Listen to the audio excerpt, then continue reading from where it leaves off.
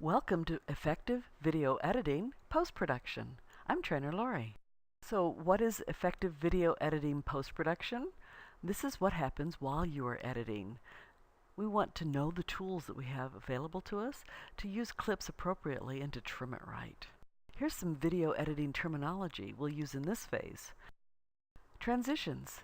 Cut, instantaneous change, or special effect to change from one shot or clip to another. Includes dissolves, like blur, crossfade, pixelate, and reveals, like flip, page roll, and page turn. Fade in, fade out, a common transition where the start or end of the video clip will fade into the next clip. Trim, to truncate the beginning and or ending of a clip to make it shorter, in other words, to cut it off.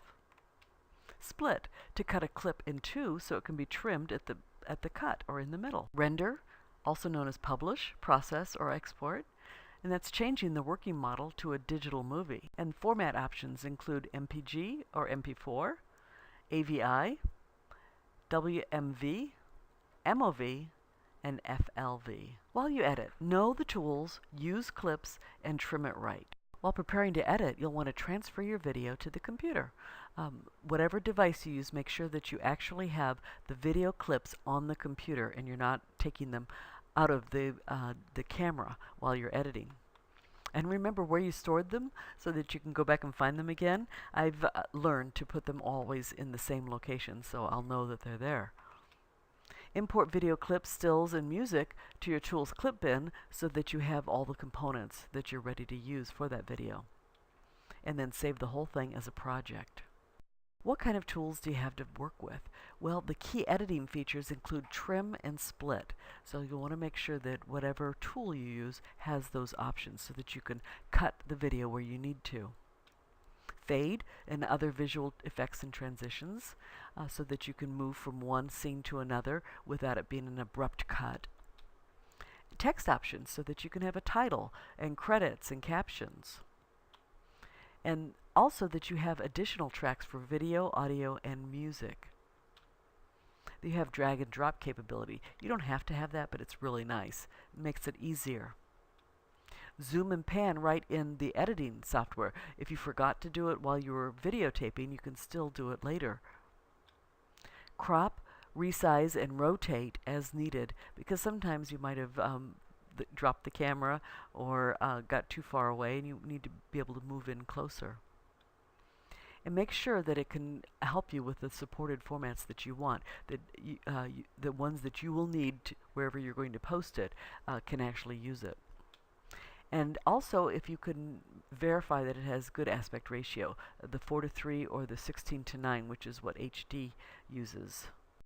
PowerPoint can do a lot of video editing. In fact, I have an entire tutorial just on how to edit videos in PowerPoint. So it's a very useful tool if you're going to keep it in PowerPoint. Look at all the great tools that you see on the video formatting toolbar.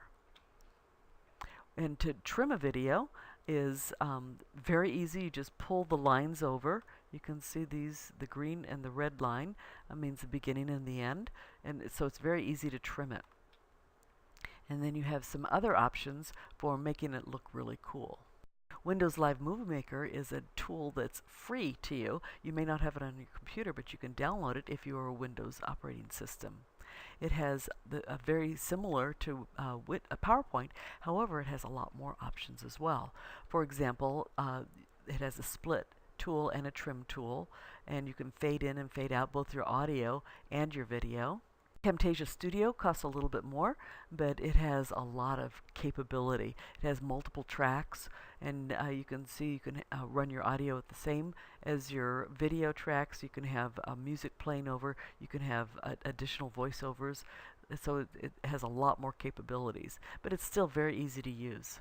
And then Adobe Premiere Elements, working your way up the food chain. Again, more capability as needed. When you're using clips, know that having more clip options is better, but it's more expensive to film them all. It takes more time. The more that you are shooting, the more it's going to take you to edit it. ID them, ID which clips are which, and write down the take that you want. When you've taken 5 or 6 takes or more, you might forget which one you really liked, and you'll have to watch them all over again just to do the editing. It's good to have an assistant who can do this for you. Keep the clips that are at least 10 good seconds. You might edit them even more, but you don't want ones that don't give you at least 10 good seconds of editing capability. You want bigger shots. You want to be able to see more information, close-ups. And when I say bigger shots, I don't mean farther away. I mean just the opposite, closer in. But you want to make sure that it's not so close that you can't see their chin, especially when they're talking. That's one of the biggest problems when people do tight close-ups. People talk and their chins disappear. You want to make sure that they don't have any shaking or movement. Now, you can do handheld, of course. It's better to use a tripod, but you can do handheld, but not if you're shaking too much, because the more you blow it up, the more people are going to get dizzy. And make sure that the video has at least a better ending than start. If it's a pretty good clip, but it ends badly, don't use it. But if it's a pretty good clip and it starts badly, but it ends well, then you can be forgiven. Then trim it right. Trim off the beginning and end when it's not appropriate. I always trim my audio, and it's a good idea to trim your video as well. Split the clip to trim the middle out, and then split the audio from the video so that you can edit them separately. Then you'll want to audio sync and do a balance on it so that the audio has the same sound throughout. You don't want it getting really loud in some places and really soft in the other places because your camera was farther away from the subject during certain scenes. And then you want to use video effects and transitions appropriately.